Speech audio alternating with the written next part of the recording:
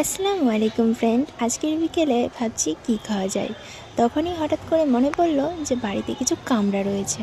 তাহলে চলো আজকে বিকেলে কামড়া খাওয়া যাক। তো এখানে আগে আমি কামড়াগুলোকে ধুয়ে নেব।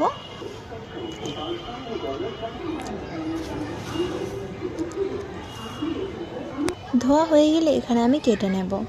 তারপর এখানে নিয়ে নেব লবঙ্গ এবং লঙ্কার গুঁড়ো এবং জিরে মরিচের গুঁড়ো একসঙ্গে। আলাদা আলাদা করে দিতে গেলে কিন্তু পরিমাণগুলো একটু কম বেশি হয়ে যায়, একসাথে দিয়ে দিলে ভালো হয়।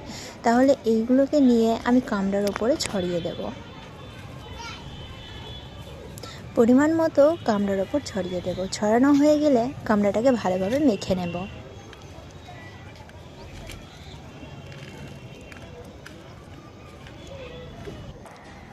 মাখা হয়ে গেলে একদম রেডি আমার কামড়া, বিকেলের জন্যে পারফেক্ট খাবার।